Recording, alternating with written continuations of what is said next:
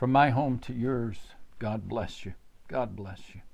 Today we're starting a new series based in part on a brand new book of mine entitled Begin Again. Begin Again. And if you'd like to dive deeper into this message, I'd like to invite you to be a part of a Begin Again reading club. It begins on January the 25th, and together we're going to encourage one another. We're going to read through the book. We're going to watch a few videos. We're going to just do our best to keep each other built up. Reflection, questions, conversations, and just that reminder that it's never too late for a fresh start. MaxLucato.com is where you can sign up for that.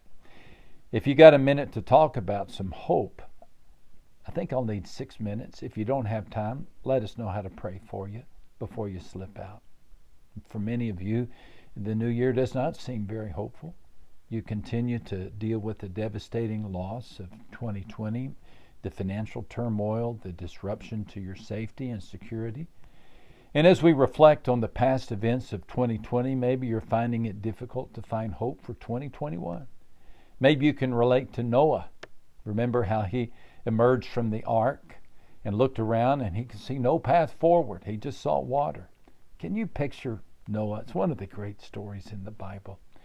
Picture him as he's peeking over the deck of the ark and all he can see is water.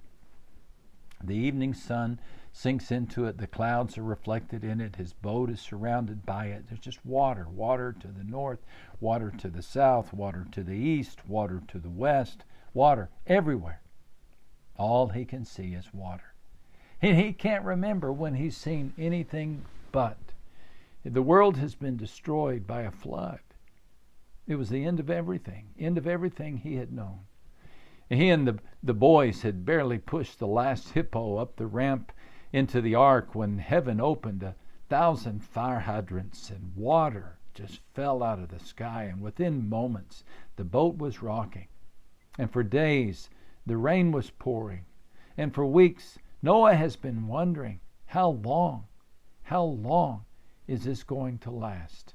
40 days. For 40 days it has rained. For months they've floated. They've eaten the same food. They've smelled the same smells. They've looked into the same faces.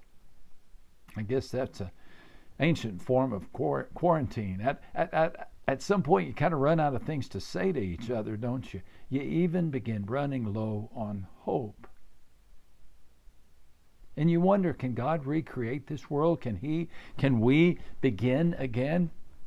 Well, in the case of Noah, finally the boat bumped and the rocking stopped, and Mrs. Noah gave Mr. Noah a look, and Noah gave the hatch a shove, and he poked his head through. The hull of the ark was resting on the ground, but the ground was still surrounded by, you want to fill in the blank? Water. Noah, she yelled up at him, what do you see? Water. He sent a raven on a scouting mission, and it never returned. He sent a dove, and it came back, shivering and spent, having found no place to roost. Then, just this morning, he tried again.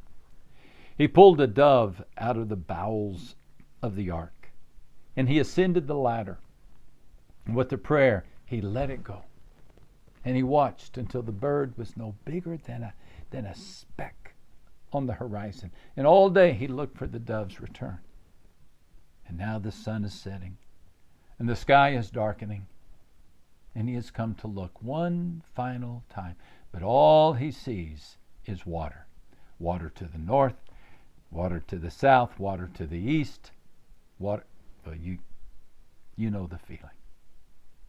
In fact, you've stood where Noah stood, and you've known what Noah knew. You've known your share of floods, flooded by sorrow at the cemetery, anger by disability in your body, the flood of uncertainty of the pandemic. You've seen the flood water rise, and you've likely seen the sun set on your hopes and dreams as well. You've been on Noah's boat,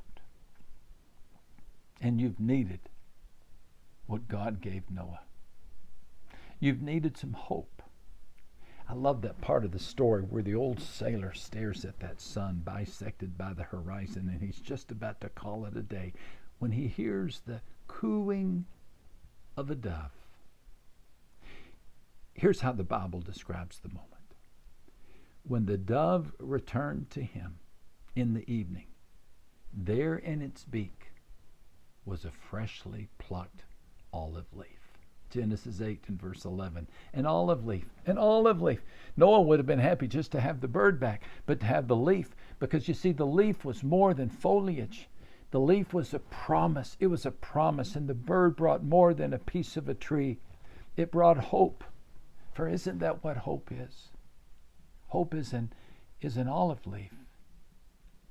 Evidence of a new day coming. Evidence of the dry land after the flood. Proof to the dreamer that dreaming is worth the risk. So, to all the Noahs of the world, to all who are right now searching the horizon for a glimpse of hope, God proclaims, yes, yes, He comes.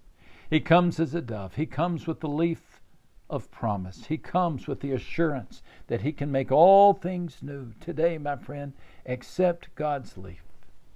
Accept His promise. And step into your future with faith that no matter what disappointment, heartache, or hardship you've endured, it's never too late to begin again.